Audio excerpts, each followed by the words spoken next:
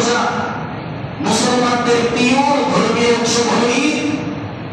পহেলা নববর্ষ এটা বাঙালি সংস্কৃতি, বাঙালি জাতীয় উৎসব।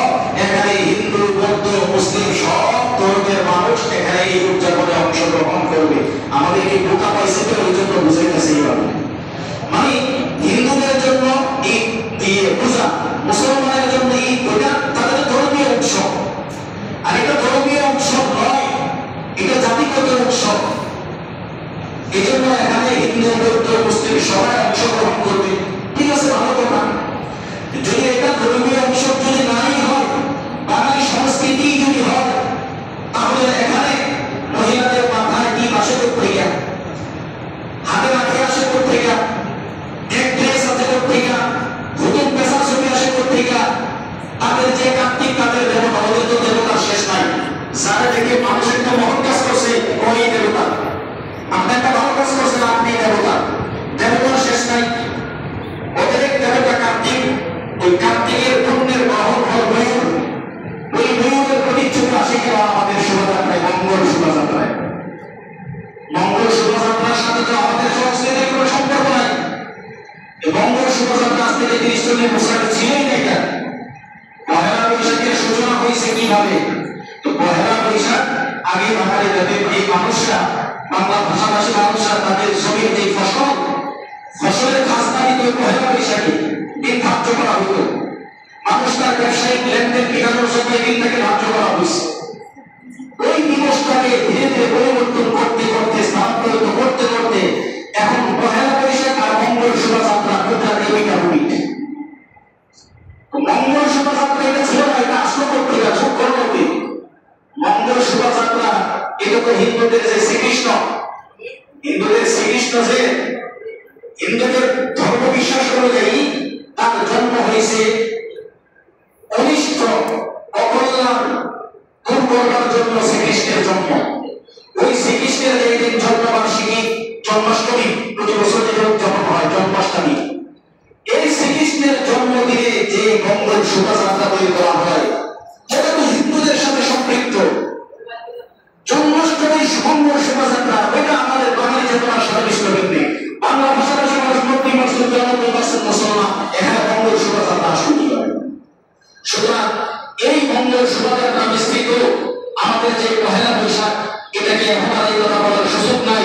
এটা বাঙালি জাতির উৎসব, এই কথা বলার সুযোগ নাই। এটা নির্দিষ্ট একটা গোষ্ঠী উৎসবে পরিণত হয়েছে, যেখানে আমাদের সরলমান মুসলমান ওখানে পোকার মতো, নির্বুদের মতো ওখানে দেয়া জড়িয়ে যায়।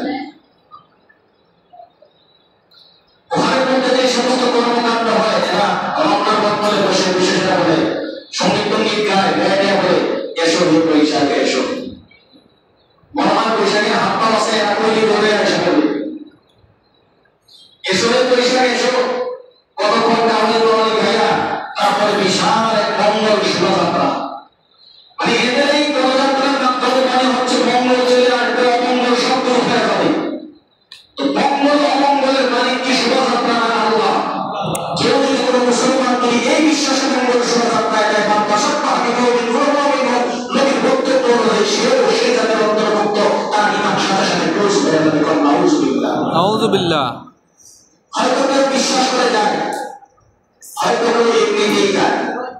যেখানে আমার ইমান খতরা বিপজ্জনক, আমার ইমান যেখানে না হওয়ার সম্ভাবনা, আমার ইমান যেখানে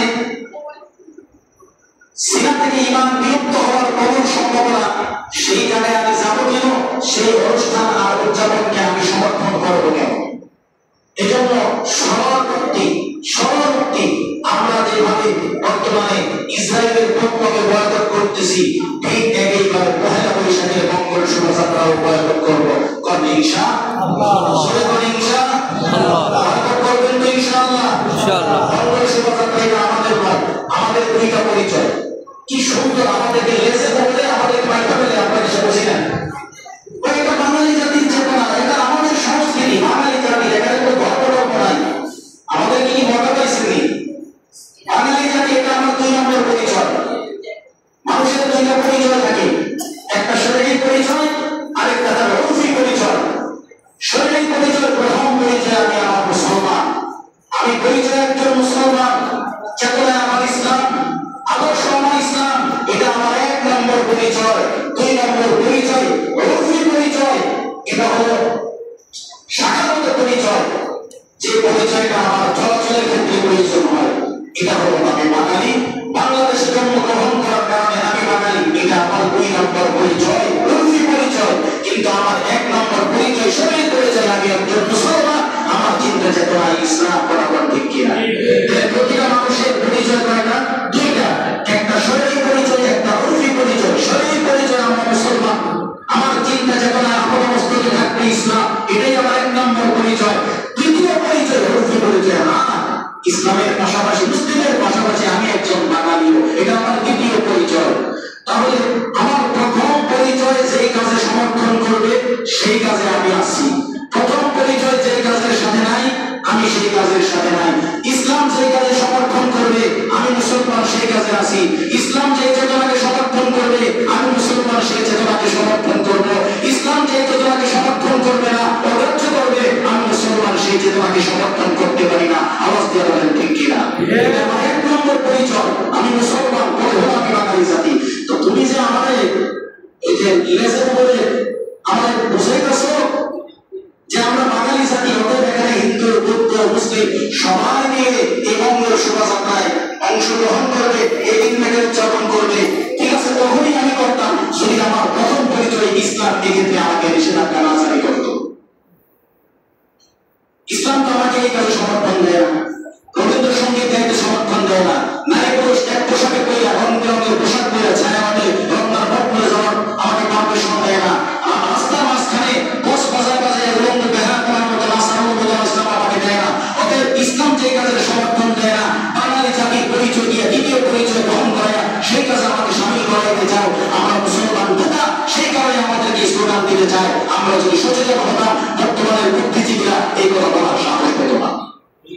আমরা প্রকাশ করে বসবাস করতেছি, গায়ে গায়ে ভাষায় দিই।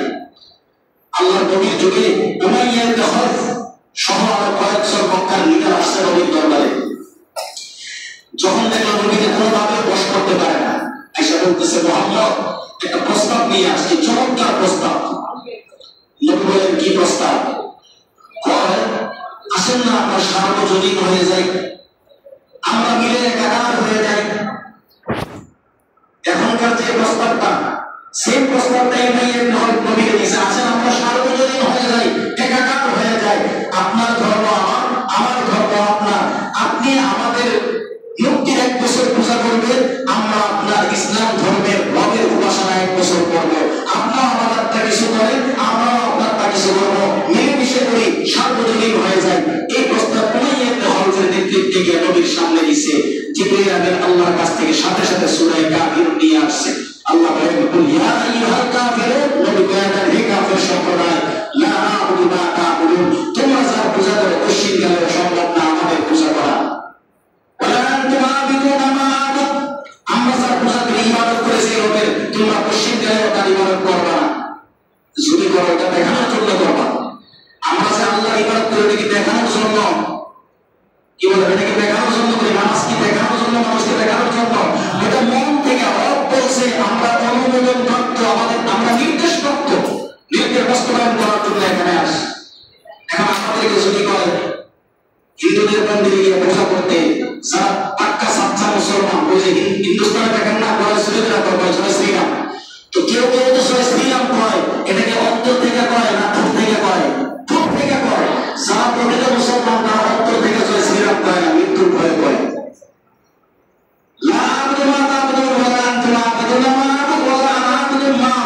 আমরা যার করি তোমরা তার করবা না, তোমরা যার করো আমরা তার করবো না। তাহলে সমাধান কি? লাকুম দীনুকুম ওয়ালিয়া দীন, তোমাদেরটা তোমার, আমাদেরটা আমার। এটা ব্যাখ্যা একদিন দিছিলাম, মানে হলো তোমাদেরটা তোমার, মানে তার মানে তো এই কথার সুযোগ আছে, ইসলাম ধর্মের পারমিশন তো আল্লাহ কোরআনে দিয়েছে, ঠিক সেভাবে হিন্দু ধর্মের পারমিশন দিয়েছে না। হলে এই কথা কেন বললেন? লাকুম দীনুকুম ওয়ালিয়া দীন, তোমাদের ধর্ম তোমরা মানো, আমাদের ধর্ম আমরা মানি। আল্লাহ তাদেরটা মানার কথা বলে নাই, এটা হলো ঝগড়ার অমীমাংসিত সমাধান। অমীমাংসিত সমাধান মানে আল্লাহ কয়, জানি হিন্দু, বৌদ্ধ, খ্রিস্টান, পৌত্তলিক, অগ্নি পূজক, বৃক্ষ পূজক, তোমরা কোনোদিন আল্লাহকে মন থেকে ভালোবাসবা না। এক আল্লাহর যেহেতু বিশ্বাস করবেই না, ঠিক আছে যাও তোমাদেরকে নিয়ে তোমরাই থাকো। আল্লাহ খুশি হয়ে এই সমাধান দেয় নাই, আল্লাহ বেজার হয়ে এই সমাধান দিয়েছে। ঠিক আছে যাও তোমরা যেহেতু ইসলাম মানবে না, তোদের নিয়ে তোরা থাক। ইসলাম মুসলমান তাদের ইসলাম নিয়ে থাক। এটা মীমাংসিত সিদ্ধান্ত নয় যে তোমাদের গর্ব, তোমাদের এটা মীমাংসা নয়, এটা অমীমাংসিত ক্রোধান্বিত সিদ্ধান্ত। তোমরা যেহেতু ইসলাম মানবে না, ঠিক আছে যেটা ভালো করা করে থাকো, তোমাদেরটা নিয়ে তোমার। এজন্য এই কথা বলার সুযোগ নেই। আল্লাহ তো বলছে লাকুম দীনুকুম ওয়ালিয়া দীন। নবীর কাছে যখন আসে প্রস্তাব নিয়ে আসে না মিলেমিশে করি, আল্লাহ তাআলার সাথে সাথে জবাব পাঠায় দিয়েছে কখনো মিলেমিশে হবে না। ধর্মীয় কালচার মিলেমিশে হয় না। মনে করেন আপনি কি এখন হিন্দু মেয়েকে বিয়ে করতে পারবেন? এখানে কোন মুসলমান এখন আছেন